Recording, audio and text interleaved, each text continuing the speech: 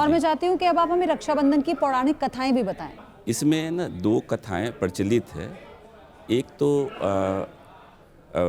राजा बलि की है। एक्चुअली राजा बलि जब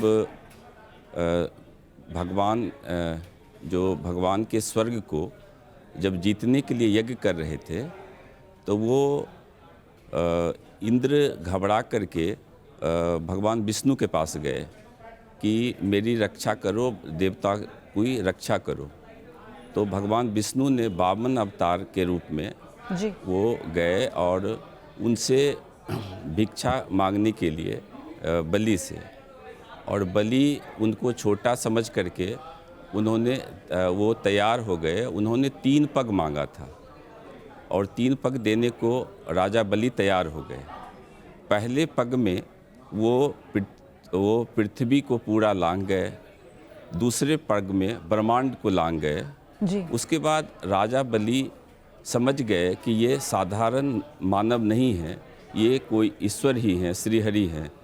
तो फिर तीसरा पग के लिए उन्होंने कहा कि तीसरा पग मैं कहाँ रखूं? तो राजा बलि बोले कि आप मेरे सर पे रख दीजिए। और जो वामन अवतार जो भगवान विष्णु का था, वो भगवान अति प्रसन्न हुए और अपने पूर्ण स्वरूप में आ गए।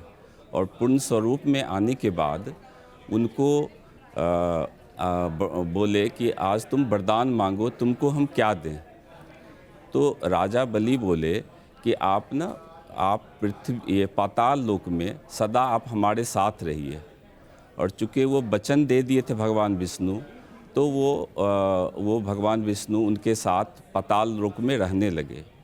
ये बातें माँ लक्ष्मी को पता लगी और माँ लक्ष्मी पाताल लोक आई और पाताल लोक आकर के राजा बलि को राखी बांधी, रक्षा सूत्र और अपनी भाई बना ली और उपहार स्वरूप में अपने भगवान विष्णु को वो मांग ली और वो भगवान विष्णु को वो दे दिए, जिससे कि भगवान विष्णु आज़ाद हो गए। जी जी। और दूसरी कथा क्या है इसकी?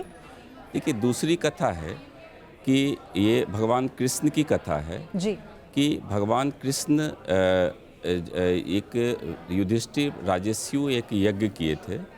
उसमें कौरवों को बुलाए थे और उसमें शिशुपाल भगवान कृष्ण को का अपमान कर रहे थे। और भगवान कृष्ण उनकी बुआ हैं, उनको ना वो बोले थे कि 100 गलती मैं माफ़ कर दूंगा, 100 गलती से जो ही अधिक होगा तो फिर मैं माफ़ नहीं करूंगा। और वो शिशुपाल का वो गर्दधर को अलग कर दिए थे।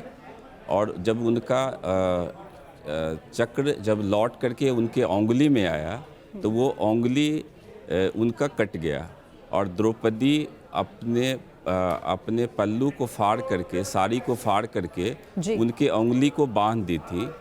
और उसी दिन भगवान कृष्ण वचन दिए थे कि एक एक धागे का ऋण है मेरे पास और मैं इसका ऋण चुकाऊंगा। और जब युधिष्ठिर जुए में द्रौपदी को हार गए थे, उस समय दुशासन द्रौपदी का चीर हरण कर रहे थे। उस समय भगवान कृष्ण उनकी रक्षा किए थे। जी जी। डॉक्टर अरविंद, ये तो कहानी हुई, इन्हीं कहानियों के आधार पर इस त्योहार का महत्व और ज़्यादा बढ़ जाता है। लेकिन मेरा सवाल आपसे ये है कि इस त्योहार में सब कुछ क्या बहनों के लिए लिखा गया है? भाइयों के लिए भी किसी तरह का कोई ऐसी पद्धति होती है जो वो भी जब वो रक्षा का वचन देते हैं तो उस वक्त क्या कोई मंत्र होता है जो भाई भी जपें? जी देखिए, उसमें तो मंत्र एक ही है। क्या होता है कि रक्षाबंधन मतलब तो जो वो व्यक्ति जो बंधन में जो जुड़ता है, जो रक्षा करने का वचन लेता है, तो भाई के लिए भी होता है। बहन अपने भाई की रक्षा के लिए वचन लेती है, तभी तो बांधती है।